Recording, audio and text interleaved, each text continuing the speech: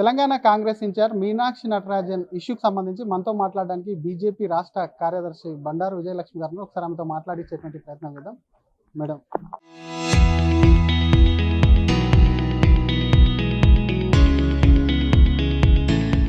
ప్రధానంగా బీజేపీ కీలక పాత్ర పోషించింది. కావాలని చెప్పి ఇంతకుముందు ఓట్లు కొన్నారు, ఎస్ఐఆర్తో కూడా ఓటాలను తొలగిస్తున్నారు, ఇప్పుడేమో సీట్లు కూడా తీసేసుకుంటున్నారు అని చెప్పి నిన్న ముఖ్యమంత్రి అన్నారు. ఎలా చూస్తారు? ఆల్మోస్ట్ ఈరోజు అంటే మామూలుగా ప్రాక్టికల్గా మాట్లాడినా కూడా భారతీయ జనతా పార్టీ కాంగ్రెస్ కన్నా 3 ఎక్కువ సీట్లు ఉన్నాయా రాజ్యసభలో?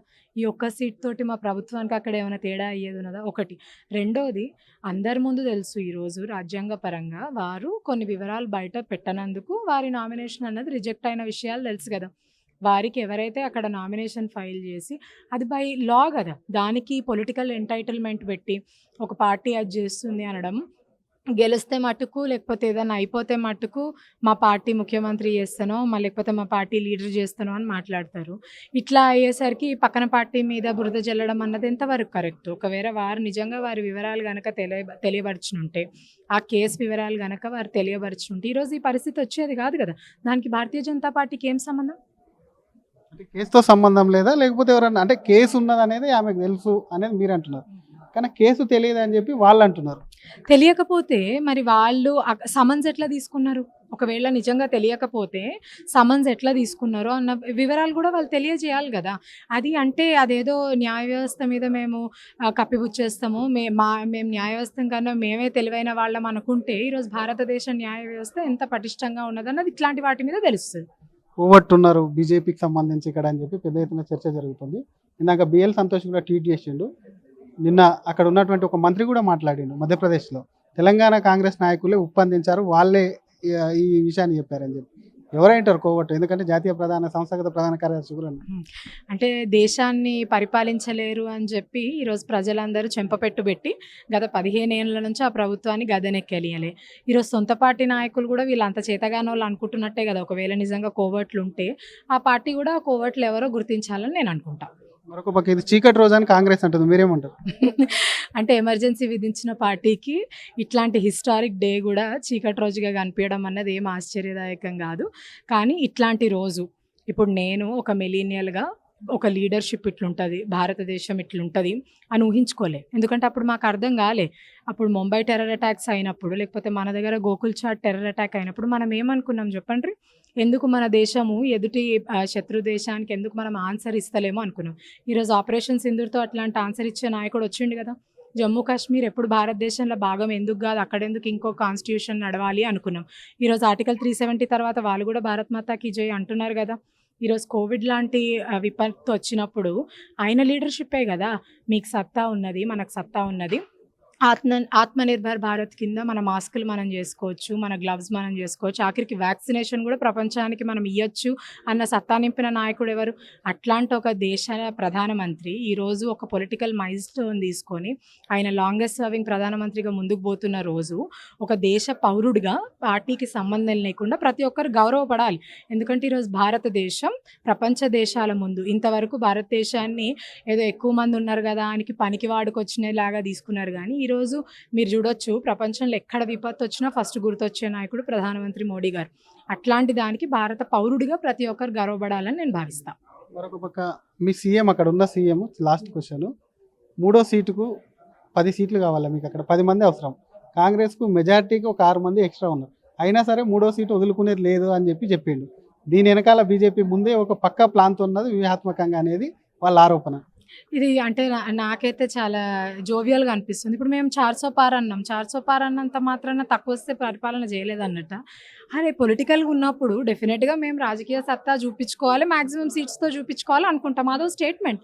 దాన్ని ఇంత సీరియస్గా తీసుకొని మీరు డిస్క్లోజ్ చేయని స్టేట్మెంట్స్కి దాన్ని కలపడం అన్నది ఎంత యాదృచ్ఛికం మీరు చూడండి. అంటే అది జోకే కదా. ఇంకా మహిళలకు పెద్దపీట ఇస్తానన్న బీజేపీ ఒక మహిళా నాయకురాలు రాజ్యసభలో అడుగుపెట్టకుండా అడుగుంది అని చెప్పి కొంతమంది మహిళా మంత్రులు వీళ్ళే మాట్లాడాలి. డిలిమిటేషన్కి ముడిపెట్టి ఆ మహిళా నాయకులను అసెంబ్లీకి పార్లమెంట్కి వస్తే ఎక్కడ మా జడలు ఊడిపోతాయో అనుకున్న వాళ్ళు, మా సత్తా ఎక్కడ పోతుందో అనుకున్న వాళ్ళు, మమ్మల్ని రానియకుండా రిజర్వేషన్ ఆపుకున్న వాళ్ళు కూడా ఇట్లాంటి మాటలు మాట్లాడితే ఏం చెప్పం?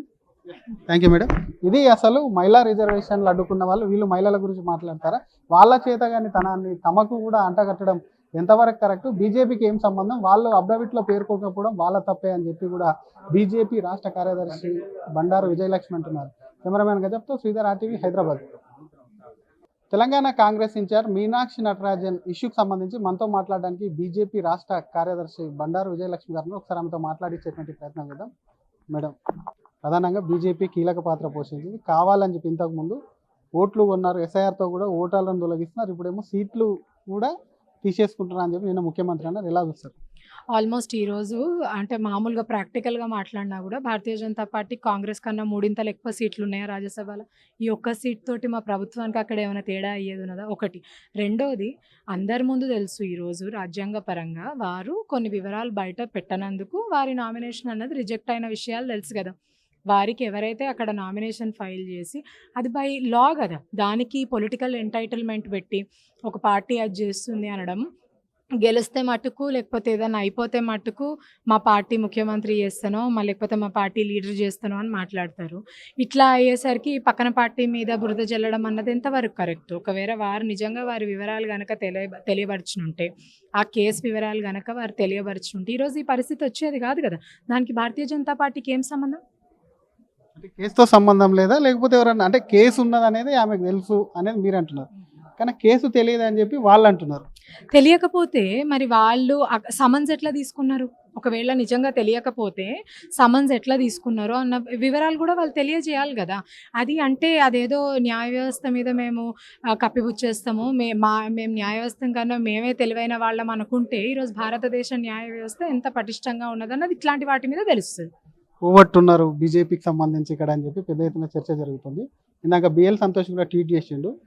నిన్న అక్కడ ఉన్నటువంటి ఒక మంత్రి కూడా మాట్లాడిండు మధ్యప్రదేశ్లో.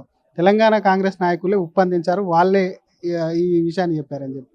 ఎవరైంటారు కోవట్టు? ఎందుకంటే జాతీయ సంస్థాగత ప్రధాన కార్యదర్శి కూడా అంటే దేశాన్ని పరిపాలించలేరు అని చెప్పి ఈరోజు ప్రజలందరూ చెంపపెట్టు పెట్టి గత 15 ఏళ్ళ నుంచి ఆ ప్రభుత్వాన్ని గదెనెక్కెలియలే. ఈరోజు సొంత పార్టీ నాయకులు కూడా వీళ్ళు అంత చేతగానో వాళ్ళు అనుకుంటున్నట్టే కదా. ఒకవేళ నిజంగా కోవట్లు ఉంటే ఆ పార్టీ కూడా ఆ కోవట్లు ఎవరో గుర్తించాలని నేను అనుకుంటా. మరొక పక్క ఇది చీకటి రోజు అని కాంగ్రెస్ అంటుంది, మీరేమంటారు?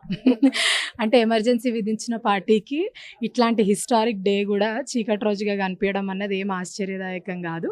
కానీ ఇట్లాంటి రోజు ఇప్పుడు నేను ఒక మిలీనియల్గా ఒక లీడర్షిప్ ఇట్లుంటుంది, భారతదేశం ఇట్లుంటుంది అని ఊహించుకోలే. ఎందుకంటే అప్పుడు మాకు అర్థం కాలే.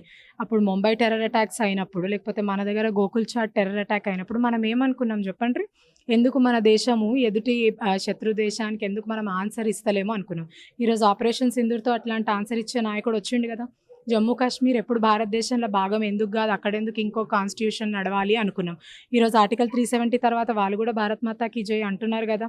ఈరోజు కోవిడ్ లాంటి విపత్తు వచ్చినప్పుడు ఆయన లీడర్షిప్పే కదా, మీకు సత్తా ఉన్నది, మనకు సత్తా ఉన్నది, ఆత్మనిర్భర్ భారత్ కింద మన మాస్కులు మనం చేసుకోవచ్చు, మన గ్లవ్స్ మనం చేసుకోవచ్చు, ఆఖరికి వ్యాక్సినేషన్ కూడా ప్రపంచానికి మనం ఇవ్వచ్చు అన్న సత్తా నింపిన నాయకుడు ఎవరు?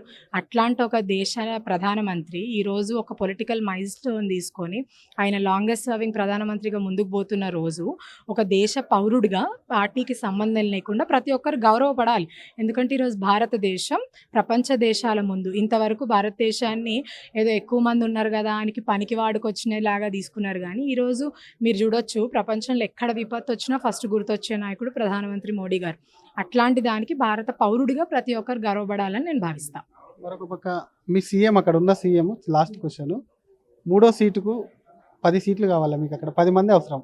కాంగ్రెస్కు మెజార్టీకి ఒక 6 మంది ఎక్స్ట్రా ఉన్నారు, అయినా సరే 3వ సీటు వదులుకునేది లేదు అని చెప్పిండు. దీని వెనకాల బీజేపీ ముందే ఒక పక్క ప్లాన్తో ఉన్నది వ్యూహాత్మకంగా అనేది వాళ్ళ ఆరోపణ. ఇది అంటే నాకైతే చాలా జోవియల్గా అనిపిస్తుంది. ఇప్పుడు మేము 400 పార్ అన్నాం, 400 పార్ అన్నంత మాత్రాన తక్కువ వస్తే పరిపాలన చేయలేదన్నట్ట.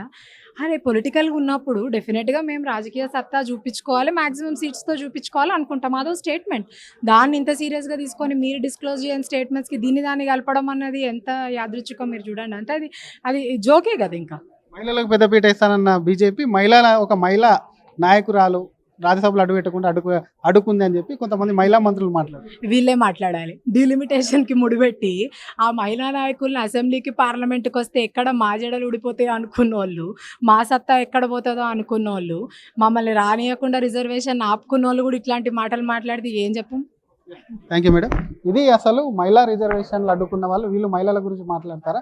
వాళ్ళ చేత కానీ తనాన్ని తమకు కూడా అంటగట్టడం ఎంతవరకు కరెక్ట్? బీజేపీకి ఏం సంబంధం? వాళ్ళు అఫిడవిట్లో పేర్కొనకపోవడం వాళ్ళ తప్పే అని చెప్పి కూడా బీజేపీ రాష్ట్ర కార్యదర్శి బండారు విజయలక్ష్మి అంటున్నారు. కెమెరామెన్ గజప్తో శ్రీధర్, RTV, హైదరాబాద్.